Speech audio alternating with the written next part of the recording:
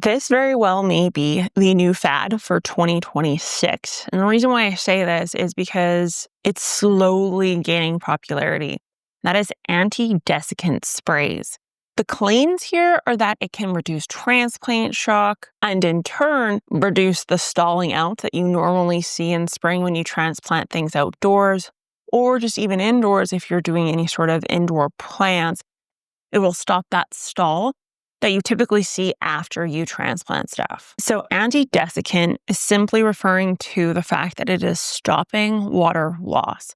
And transplant shock is actually the plant basically not being able to get enough water compared to the roots. And the reason why this happens is because the roots are somehow damaged in the transplant process. The roots are being placed into a new environment that it doesn't necessarily have access to all the bits and bobs of it yet, along with the fact that your plant is likely in an environment, particularly when you do this outdoors, that has higher winds, more sun, higher heat, which in turn results in a plant that is going to lose that water much more readily than it would have when it was indoors or in a greenhouse. So the idea here is that it stops water loss. But before we get into this whole anti-desiccant spray and whether or not it's worth your money, let's look at today's sponsor, Brilliant. Many of you already know that this is a science-based channel and my background is in plant and soil science. And I like to take that science and apply it to these videos.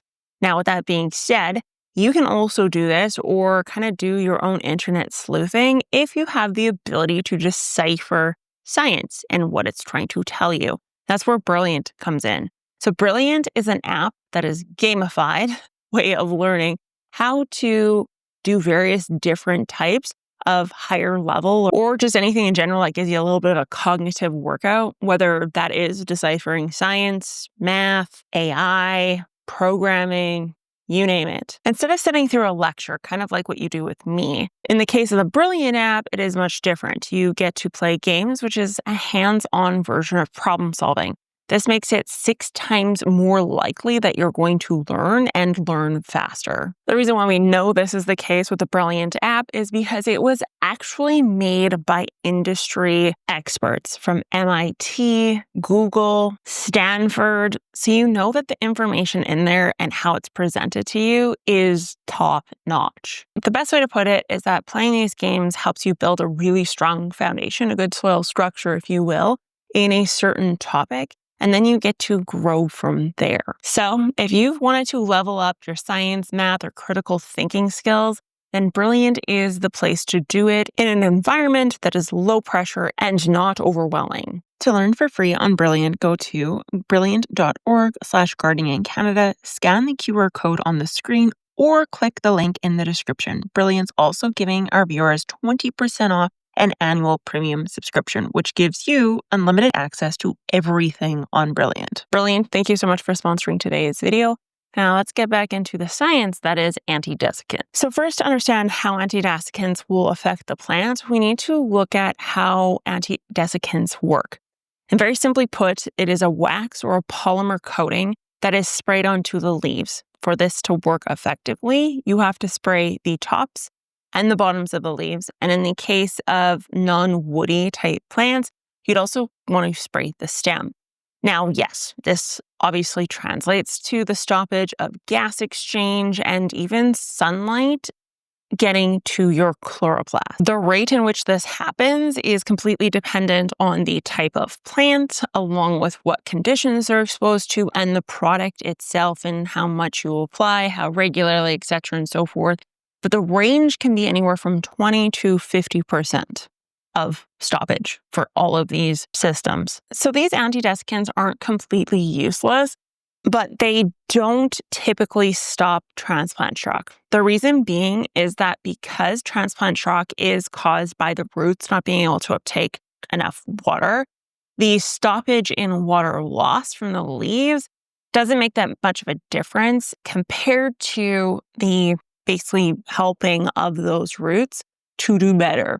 So there's several agronomy trials that have been done on this, and it shows that the anti-desiccants don't make that much of a difference, but actually taking precautions when it comes to the care of the roots did. So things that would help this would include things like minimal disruption of the roots. So oftentimes you sometimes will see people, cut roots up or really, mangle them or shake them out before they go to transplant them because they're pot bound.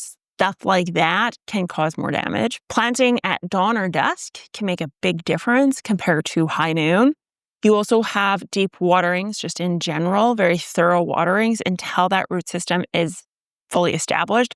I oftentimes will say for beginner gardeners, water every single day for the first 2 weeks. It will make your life a lot easier. And then lastly, everyone's best friend, that is going to be mulch. Any shape, any size will just reduce the water loss from the roots, which in turn will allow the roots to be supported successfully. Now, the other thing that anti-desiccants do is it actually reduces the CO2 exchange that can take place, which in turn is essentially not allowing the plant to breathe, which then actually causes the plant to become warmer than what it normally would without those desiccants present.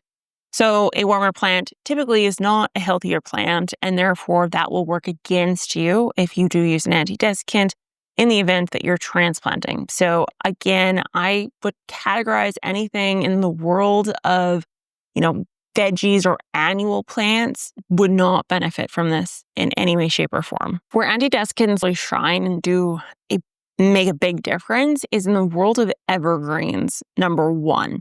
So I did a whole video on how to avoid winter kill on things like evergreens or just coniferous plants in general. And one of the things I did mention was the anti-desiccant. So it needs to be applied when it's around +5. But this in turn will wear off before the summer months hit. And so therefore, if you were to apply it in the fall right now, it will help prevent the water loss that takes place, which is actually what winter burn is. Another world that you could try using anti-desiccants in to see if it works for you would be in the world of cut flowers or garland or Christmas trees. Anything living that's been cut away from its root system needs more water to sustain it. So spraying it down with an anti-desiccant could make a big difference. Completely obscure fact about anti-desiccants is the UV factor. So some of them are known to decrease the ability for sunlight to penetrate the leaf via this coating. And this in turn actually causes things like chloroplasts to regulate, which results in slower growth and lighter green growth. So just a fun fact, if you're using an anti-desiccant and you start noticing that, it's a sign that the desiccant that you have is or anti-desiccant that you have is reducing the ability for sunlight to penetrate and in turn, downregulating your chloroplasts within the plant. So with that being said, you can use anti-desiccants this time of year in the garden for the coniferous, oh my God, for the conifers in your garden. Right now is the right time of year to do that. And for those kind of cut flowers or cut down plants that you are bringing indoors, but don't use it in the spring if you have some left over from this season right now. Thank you so much for watching, Geek Crew. I will talk to you guys next time. Bye.